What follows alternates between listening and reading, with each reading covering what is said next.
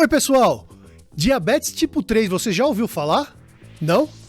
Que bom, porque não existe diabetes tipo 3, mas hoje é o tema do Glicast. Sério? Sim, esse é o tema do Glicast, porque diabetes tipo 3 é aquela pessoa que não tem diabetes, mas que por convívio conhece muito sobre o tema. E aí nesse lugar a gente tem médicos, companheiros, a gente vai ter uma pessoa aqui que é casado com uma pessoa com diabetes, a gente vai ter psicólogos que acompanham ali o tratamento, mães, a ideia é falar de mãe pâncreas, pai pâncreas, gente que tá ali no tema diabetes. Então, diabetes tipo 3, roda a vinheta!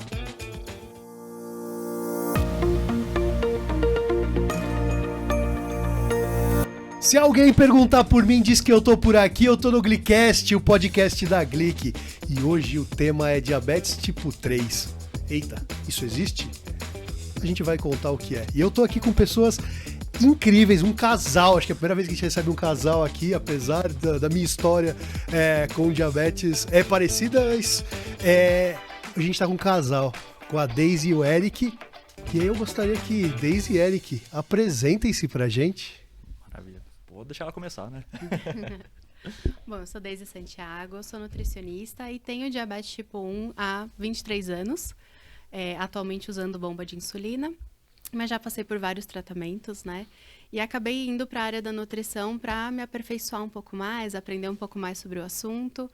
E aí caí nesse mundo, né, do diabetes desde novinha, e foi muito bom, na verdade, para mim, né? Eu falo que o diabetes me ajudou a ter uma vida mais saudável, porque senão provavelmente hoje eu teria, sei lá, obesidade, colesterol alto, outras complicações, sabe? Então, o diabetes me salvou, de certa forma.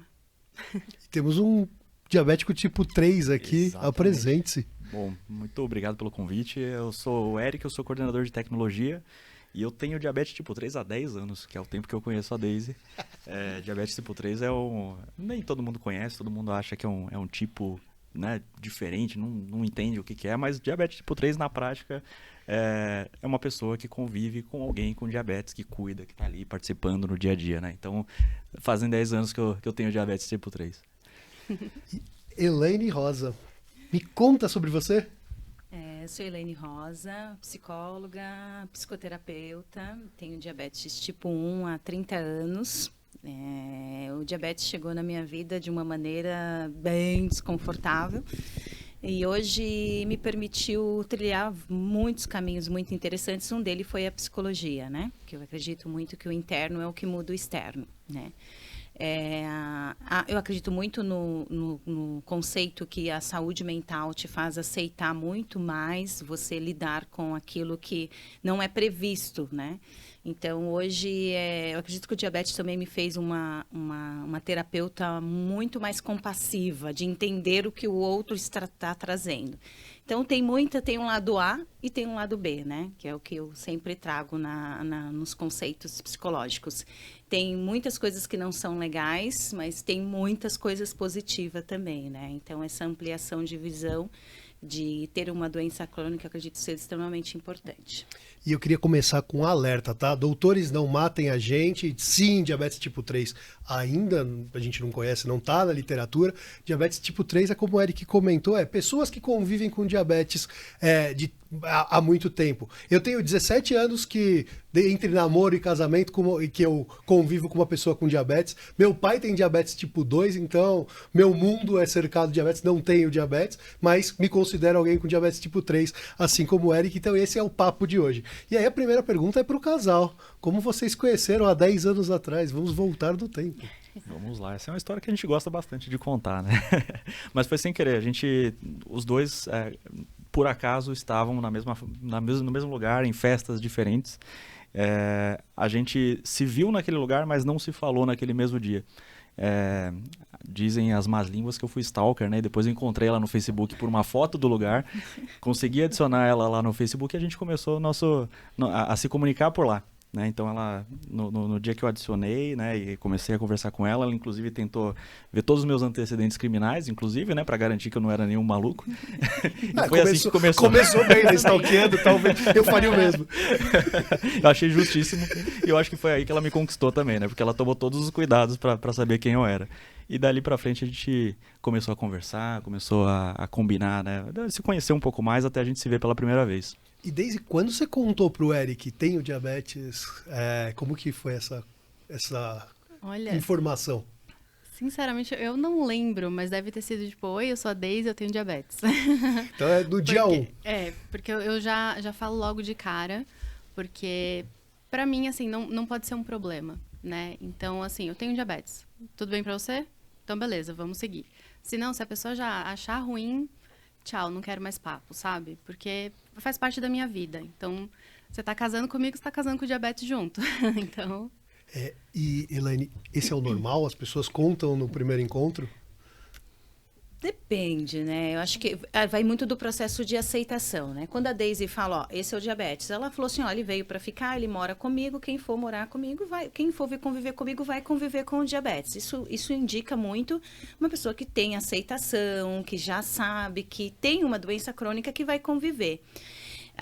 O aspecto da pessoa não trazer, não comunicar que tem o medo da rejeição, fala um pouco também de como que ela está lidando, né, com viver com o diabetes, né? Quando a gente está falando na fase da adolescência, é muito comum a pessoa não falar porque ela ainda tem vergonha do que está acontecendo com ela. Então, depende muito, né, de como que a pessoa está lidando com o diagnóstico, né? E me conta um pouquinho, assim, a gente está falando de diabetes tipo 3, o apoio familiar é imprescindível para isso, para o dia a dia do paciente. E como psicóloga, qual a importância disso, desse apoio, dessa rede de pessoas que vão estar ao seu lado? Extremamente importante, né? Quando a gente está falando com a pessoa que está lidando com uma doença crônica como diabetes, ou no consultório que é comum, né? Diante de qualquer transtorno, a rede de apoio ela é extremamente eficaz para a evolução no tratamento. Quando nós estamos falando de uma mudança de rotina, né, de uma necessidade de implementação de novos comportamentos, o apoio familiar ele vem numa condição de adesão, né? Então, quanto mais pessoas estão do meu lado, a questão do pertencimento, ela ajuda muito, né? Então, isso é muito claro. Quando você vê uma família que está ali, a rede de apoio é eficiente, você percebe que a pessoa consegue também lidar melhor com o dia a dia. Quando a rede de apoio ela é ineficiente para adesão ao tratamento, você percebe também que a pessoa não consegue aderir ao tratamento. E tem sido assim, me conta. Então, foi incrível, assim, eu acho que o Eric é fora da curva, na verdade. Hoje o dia é para enaltecer o Eric aqui, a gente... Eu quero ver você vermelho. Porque ele se interessou. Ele falou, legal, né? Tipo, beleza, você tem diabetes, ok, e aí?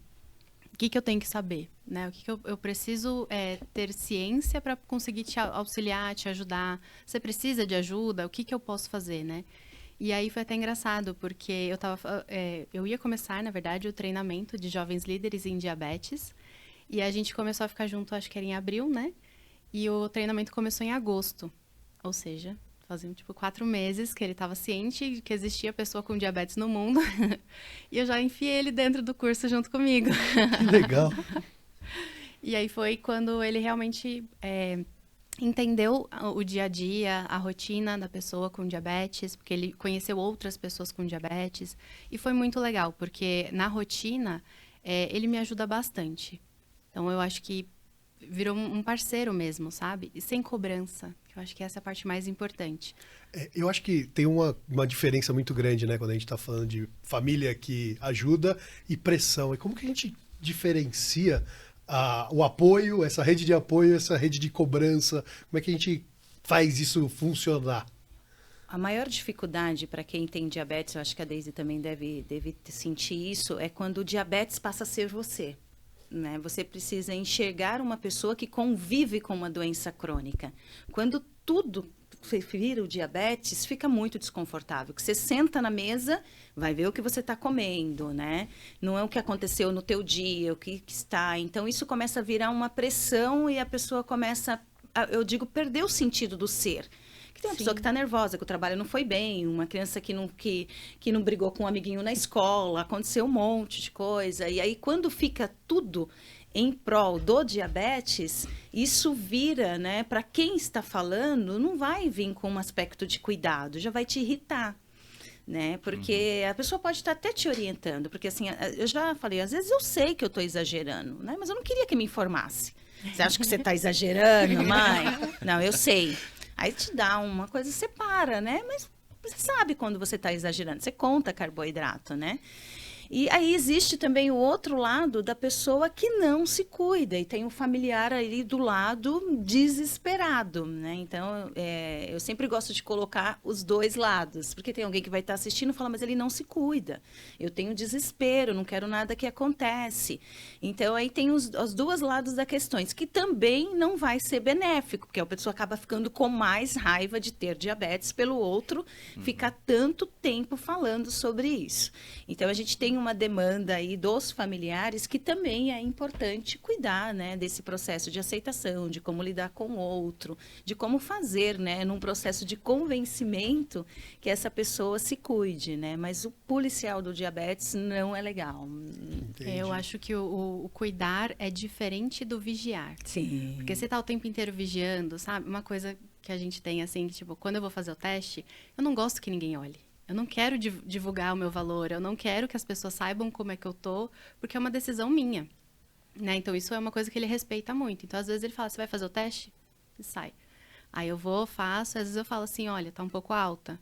Ou então, eu estou com hipo, sabe? Não, tá tudo bem. Então, a gente já tem os nossos meio que códigos, assim, né? Mas pra gente conseguir ter uma convivência boa, porque se fica em cima e tal, eu já fico irritada. Eu já não quero fazer teste, porque eu não quero que a pessoa veja. Então, esse cuidar precisa ser bem cuidado mesmo e não vigiado, né? Uma coisa que eu queria comentar é que são vários combinados que a gente tem que não estão escritos em lugar nenhum. Mas eu acho que uma coisa que possibilitou que a gente chegasse neste nível de conforto em relação ao apoio foi justamente a comunicação. Saber quais são os limites dela, o que ela entende como sendo o tratamento. Eu sei que ela é super autossuficiente em relação a isso, então eu não tenho que ficar criticando ou ensinando ela a se cuidar. E eu sei que, assim como qualquer outro ser humano que não tenha diabetes, né, as pessoas com diabetes também vão ter seus momentos, vão ter ali as suas necessidades, enfim.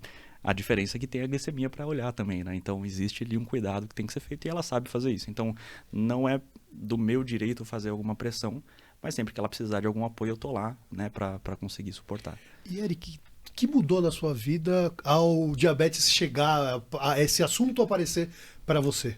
Maravilha. Eu acho que, assim, acho que foi muito o choque do primeiro contato, na verdade. Eu digo choque porque foi ali onde estralou, onde mudou, né? Talvez, o meu conhecimento sobre diabetes até aquele momento fosse justamente o que normalmente o pessoal tem. Que são mitos, que são coisas ruins que acontecem, que são tudo aqui o pessoal conta, né? Sem muito fundamento e sem muita experiência. Eu acho que para mim o que mudou principalmente foi avançar ali e ter uma empatia para entender como é que é a vida de uma pessoa com diabetes. Eu acho que a partir dali, tendo esse interesse e aprendendo mais sobre o assunto, foi o que mudou. Eu acho que isso me tornou uma pessoa melhor, até como uma pessoa empática mesmo, em situações, para entender uma situação que eu não vivo. Eu entrei na causa do diabetes muito por ela e depois eu entendi que era muito maior e consegui, né, ajudar mais pessoas também. Então acho que foi isso que mudou de verdade na vida. Que legal. E pessoas que têm diabetes, pessoas que têm diabetes tipo 3, né? Eu acho, chegam no consultório trazendo essas demandas, trazendo algo, olha, minha vida tá complicada porque isso. Também dá para cuidar de um paciente com diabetes tipo 3? Sim, normalmente quando chega a uma pessoa, por exemplo, é comum, a mulher é mais controladora, né? Ela tem esse movimento já de cuidado, né? E quando acontece isso, que, né, o esposo ou o companheiro tem diabetes e não se cuida, a sensação de não conseguir dar conta, porque está na mão do outro, ele que precisa decidir, é muito incapacitante. Né? Então, quando a pessoa ela traz esse movimento, ele é muito angustiante. Aí você precisa fazer com que a pessoa se dê-se conta que não é uma questão. Às vezes tem coisas que estão fora do controle, né? Depende do outro. Só que quando você ama alguém, que você vê que a pessoa está se destruindo, que ela está indo, né, de ladeira abaixo, aquilo te dá muita raiva, né? Às vezes você agride o outro porque tem um medo muito oculto. Eu falo que a raiva ela é uma emoção que ela vem mais à tona, né? Mas tem algo ali mais profundo, que é o medo, é a tristeza de ver que o outro não está se cuidando. E talvez por a pessoa ter um processo de negação muito intenso, ela nem entra em contato, né? A pessoa se esquiva. E quem está do lado para cuidar, fica ali o tempo inteiro, buscando informação que acaba trazendo uma desregulação emocional para a pessoa que convive, né? E aí, no ponto que eu entro, que será que a gente fala assim, a gente é livre para decidir? Não, a gente não é livre para decidir, porque a minha decisão influencia no outro, né?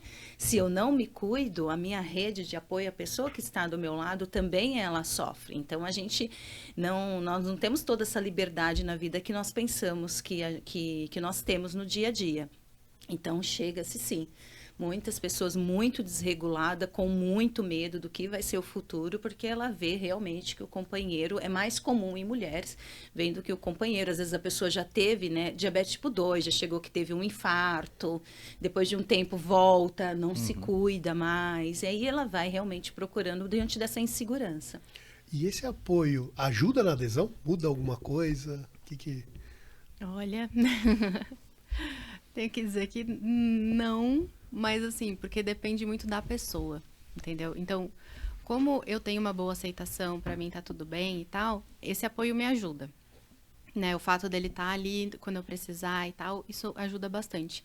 Mas eu acho que, não sei, como a gente tem os nossos combinados, assim, é muito pessoal, né? Então, acaba me auxiliando, sim, por conta dos combinados. Mas eu acho que, dependendo da pessoa, isso pode atrapalhar, porque ela fala assim, ele não tá olhando, então eu posso fazer qualquer coisa. Eu posso sair um pouco aqui da dieta, comer alguma coisa a mais, ele não vai falar nada, entendeu? Então pode ser também uma forma da pessoa, tipo, escapar, fugir ali da responsabilidade dela, porque falar, não tem ninguém olhando. Usar como, sei lá, uma muleta, superego assim. Externo. Isso. Tentei, tá?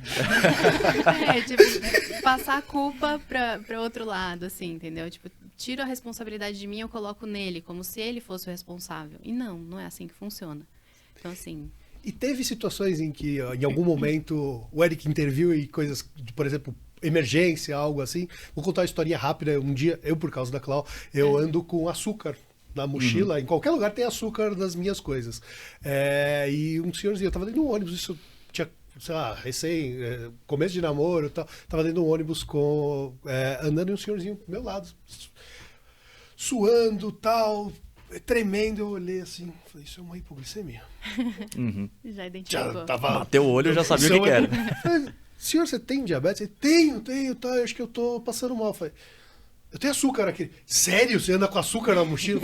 Por alguns motivos, sim. Aí eu ajudei ali. Mas teve alguma situação parecida, algo que aconteceu aí que ter alguém próximo ajudou? Bom, comigo, sim. Acho que com outras pessoas também já, né? O conhecimento dele salvou. Mas comigo foi uma vez a gente conversando na casa dele, lá no quarto e tal. E eu falei, acho que eu tô com hipo. E aí ele foi e pegou a correção. Só que eu acho que não deu 5 minutos, não saí da hipo. Eu piorei.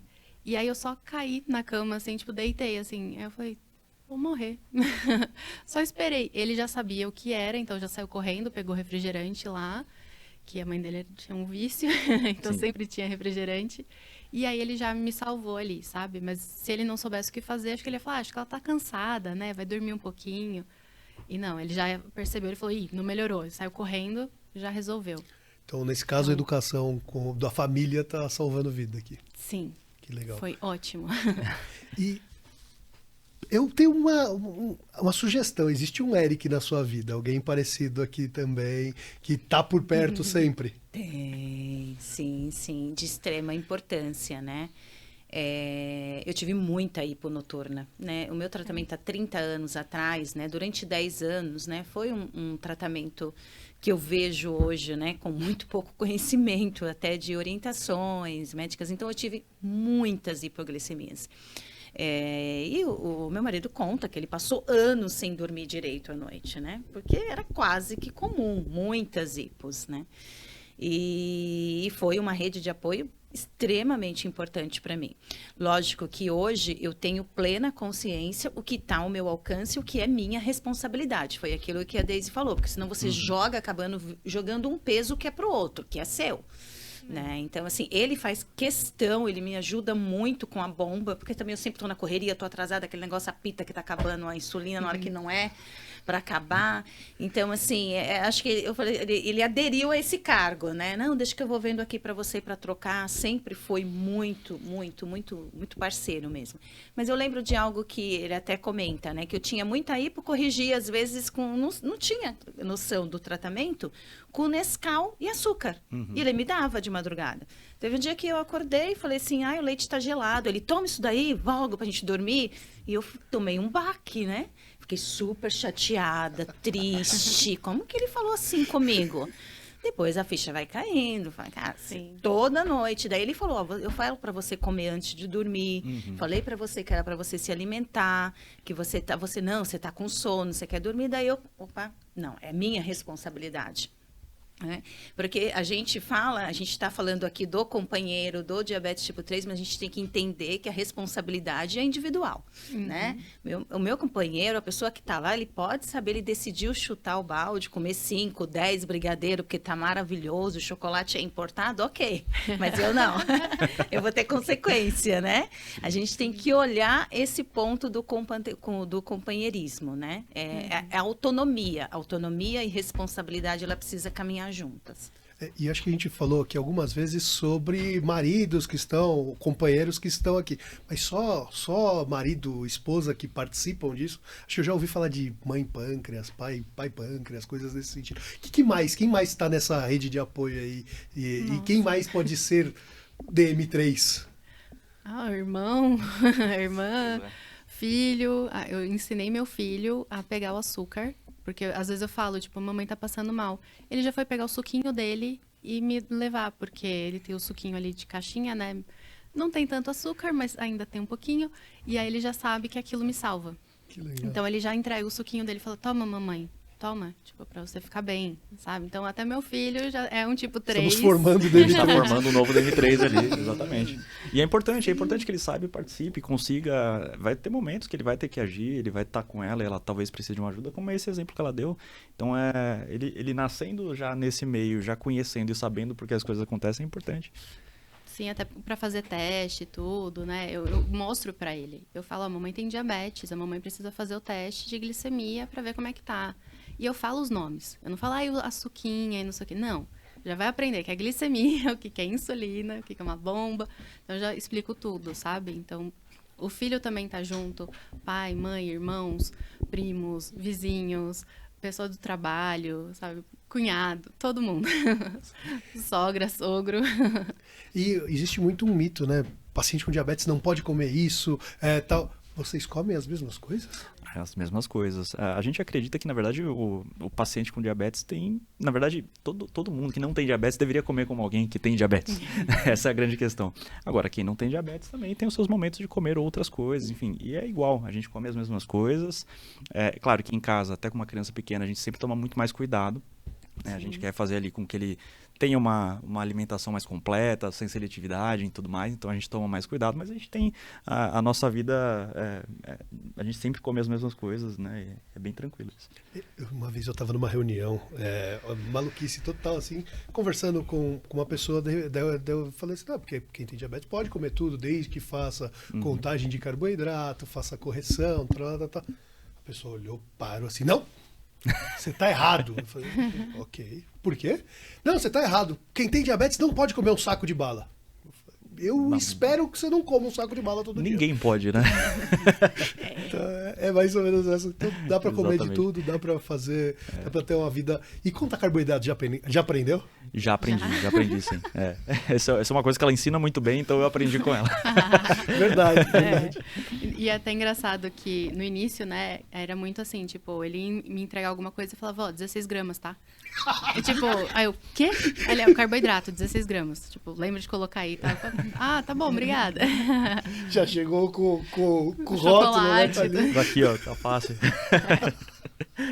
Mas eu acho que, não sei, eu passei 10 anos em restrição, né? meio que sem comer açúcar, nada assim. E quando a contagem entrou na minha vida, eu fiz tudo errado, né?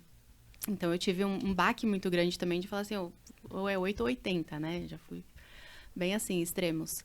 E eu aprendi muito com isso. Então, hoje eu sei, tipo, eu não vou também, né, chutar o pau da barraca, como eu fiz lá atrás, mas eu consigo, sim, comer uma pizza, a gente sai pra jantar fora, às vezes bebe um pouquinho, sabe? Come um docinho. Eu tenho os meus momentos, né? E até ontem meu filho pediu pra fazer beijinho.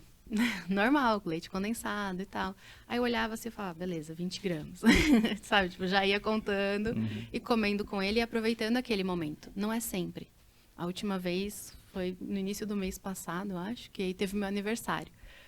Mas foi só essas 2 vezes. Então, eu acho que tem que aproveitar os momentos. E aí eu falo muito pra ele assim, tipo, beleza, vamos pedir uma pizza. Aí depois a gente come mais saudável durante a semana, né? Pra não sair muito também. E sempre contando carboidrato. Até uma coisa que eu falo para os clientes, né? Tipo, você contou 150 gramas de carboidrato e você vai comer tudo aquilo, aplica insulina.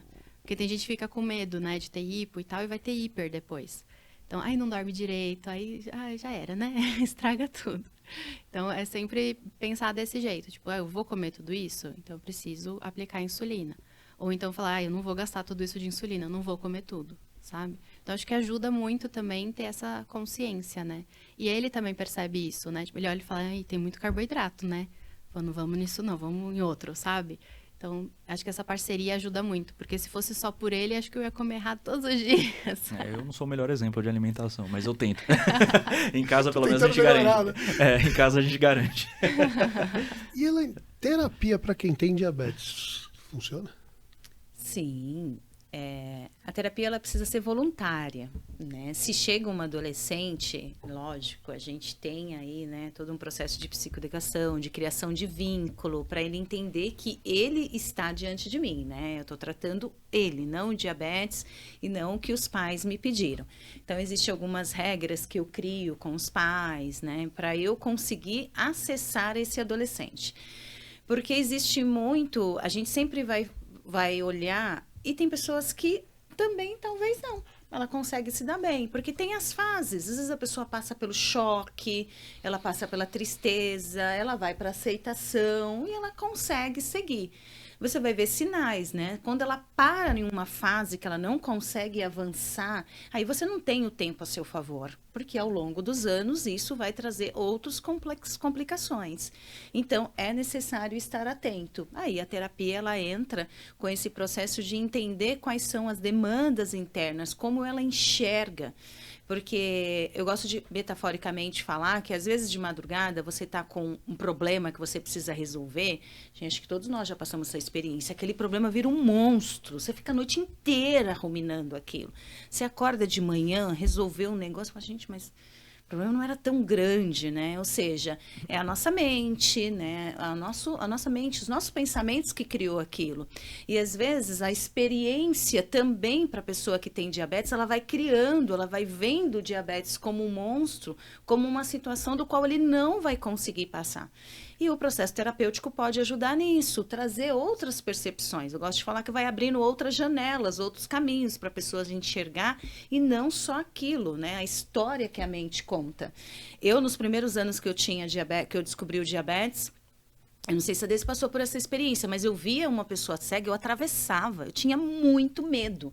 Porque, para mim, aquilo poderia acontecer comigo um dia. Falta de informação, né? Porque você pega essas informações do senso comum e traz para você.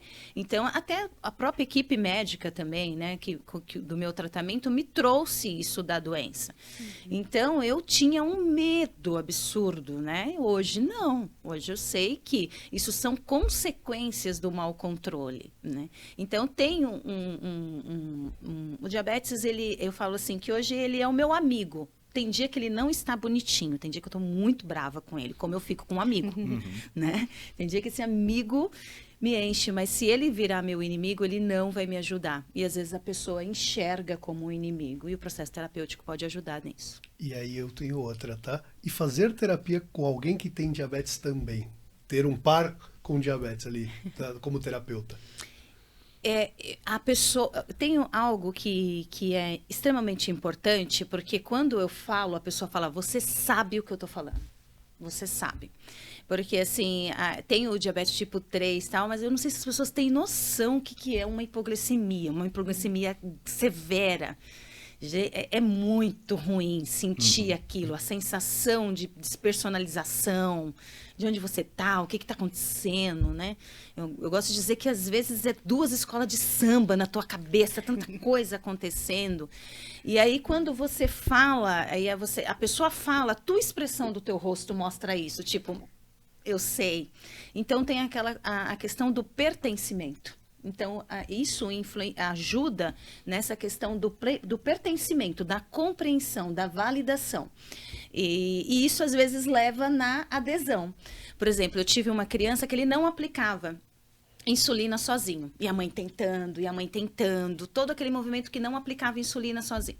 Começamos o processo, eu não atendia mais crianças, né? Mas aí, por indicação de uma pessoa, e vamos. Aí ele é muito inteligente. Ele era uma criança extremamente inteligente, né? E ele não queria demonstrar que tinha medo. E ali um dia, né? Nós 2 na sessão e tal, eu falei assim, falei, poxa, tô com hiper. Vamos me ajudar? Você me ajuda? E todo aquele processo. Eu falei assim, aí, se você tentar quando você tiver com... Aí, todo aquele processo. À noite, a mãe me ligou, que ele mandou tirar uma foto, ele tomou insulina. Né? Porque ele me ajudou.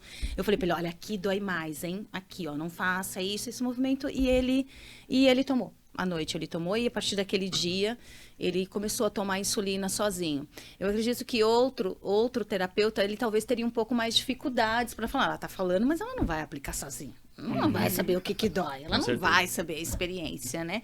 Aí você vai trazendo uma experiência que é tua. Então tenha muito mais chances da pessoa conseguir se sentir validada, tá? Validada. Um outro exemplo que eu vou dar muito rápido, que a gente estava falando sobre pessoas negras que não se sentem validadas pelos psicólogos quando vão. Porque eles sempre tentam desviar o que elas sentem. Quando eu li esse artigo, eu falei assim, gente, é real. É real, né? Porque a gente não passou pelo que eles passaram, a gente nunca sentiu uma experiência, e a primeira vez que chegou isso para mim, a pessoa relatando, eu tinha lido esse artigo. Sabe? Eu tinha lido esse artigo, então eu evitei falar o máximo possível, sempre ouvir, né? E simplesmente, às vezes, falar, poxa, eu sinto muito. Ponto. Eu não tenho a mesma experiência. Eu acho que no diabetes, o terapeuta que tem diabetes, se chega uma pessoa para você, eu acho que ela se sente abraçada. E outras consultas, costume junto no endócrino, costuma junto... Na nutricionista eu não vou perguntar, porque a nutricionista está em casa, né? Mas a psicólogo, obviamente que não, mas oftalmo... Consultas faz parte da rotina? Faz parte da rotina. Eu sempre estou com ela nas consultas, acho que a gente começou há muito tempo atrás, eu não lembro exatamente o motivo, mas em todas as consultas, acho que principalmente, né, oftalmo, acho que a gente foi muito, né? Oftalmo porque eu não posso dirigir depois, né, também tem, então... tem esse motivo, né? Mas eu sempre acompanho ela, com certeza. Sim, e eu faço questão, na verdade, dele estar junto também, para poder entender ali o tratamento e tal. Às vezes que ele não estava junto é porque estava trabalhando, e aí o horário não batia muito. Mas eu sempre chegava e falava, ó, aconteceu isso, contava, sabe? Até na terapia mesmo, porque eu faço terapia já há muito tempo. e aí, geralmente, no fim do dia, ele fala, e aí, como é que foi a sessão hoje? E aí eu conto um pouco, não dou 100% dos detalhes, né? Porque é muito íntimo, mas ele sabe o principal do que está acontecendo comigo, o que eu estou sentindo. A gente sempre teve uma troca muito aberta, assim, sabe? Uma conversa bem franca mesmo. Né? E eu achei muito legal também o que você falou, né, dessa parte de realmente validação ali, né? Porque eu vejo isso muito no consultório também, né? Das pessoas me falando isso, tipo, você tem diabetes, então você sabe o que eu tô falando, né? E eu acho que corta vários passos também, né? Do tipo, como que é uma hipoglicemia? Tipo, se você falar assim, eu sinto, sei lá, que eu tô caindo do 6º andar ali pro térreo. Quê? Como assim? Quando foi a última vez que você caiu do 6º pro térreo? Então. Mas, tipo, se você me falar que você tem uma hipo assim, sim, eu vou falar, cara, eu sei como é isso. Sim. Entendeu? Porque é uma sensação, tipo, é a pressão caindo, é tipo, sei lá, desfalecimento, sabe? Mas a pessoa vai e fala isso. Outra pessoa talvez olha e fala, quê? Oi? Né? Então, acho que vale muito também essa troca, né? E eu acho muito legal que cada vez mais as pessoas estão entendendo que tem essa diferença, né? Tipo, a pessoa que vai atender a pessoa que tem diabetes, assim, ela é especializada no assunto, né? Então, o profissional que está se especializando em cada área é muito legal. Como tem, né, de seletividade alimentar, tem do espectro autista, tem várias áreas, assim, e eu acho isso o máximo. Eu tenho uma experiência para compartilhar que eu não sou da área da saúde, mas eu como DM3, né, eu acho que eu também passei por um processo de validação, assim, para tentar chegar o mais próximo possível do sentimento que alguém com diabetes passa. Então, até comecei isso, obviamente, para entender o que ela sente. Eu testei algumas, né, seringas, aplicações e tal, obviamente sem insulina. Achei que você tinha testado uma hipo. Eu queria ter testado uma hipo, não consegui. Já quis tentar. Não consegui ainda, não deixaram. Mas eu testei vários equipamentos, eu fiquei inclusive com a bomba por 3 dias. Né, para ver como é que era. Você tá com sensor? Eu já fiz isso também para entender como é que é a sensação, né? E isso começou com ela. E me ajudou, obviamente, a entender como é que ela estava se sentindo em cada situação, mas eu também fui, junto com ela, monitor de acampamento, né, para crianças com diabetes, né, e essa experiência que eu tive me ajudou, inclusive, a entender o que as crianças estavam passando. Por que as crianças ali, em determinado momento, não queriam aplicar insulina ou não gostavam de determinada região. E às vezes eu pegava uma seringa vazia com a enfermeira e falava, vamos lá, comigo então, hein? Aí vamos lá, a gente ia estimulando as crianças a fazerem e elas depois faziam mais autônomas, né, aquele tratamento. Então, eu acho que esse processo de você saber o que o outro está sentindo é importante. Acho que é a empatia. É a empatia, né? Você potencializar a empatia ao máximo ali. Né? Pessoal, assim, levantaram plaquinha ali falando que estamos caminhando para o fim, então eu queria pedir para cada um de vocês uma mensagem final. O que quem está assistindo até agora deveria guardar dessa nossa conversa? E vamos começar pelo DM3. Vamos lá. Eu acho que o principal que eu recomendaria para todo mundo que convive com alguém com diabetes é converse sobre, né? Cada caso é um caso, cada tratamento de diabetes é um tratamento também, é muito pessoal. Então, eu acho que cada DM3 vai ter uma relação muito pessoal com a pessoa que tem diabetes, né? Então, conversem, cheguem a seus acordos, entendam os limites, as fronteiras que vocês podem ou não podem atravessar. Eu acho que isso vai mostrar que vocês têm muito mais interesse, né, em saber como aquela pessoa está se sentindo e aí vai ajudar de fato, né, a estar ali de fato ajudando aquela pessoa. Daisy? Bom, falando sobre o DM3, né, se a pessoa que estiver do seu lado não for empática, não tiver ali para estar junto, né, nos momentos de hipo e hiper, né, eu falo, né, os altos e baixos da vida, é porque não é amor, então não é para estar junto.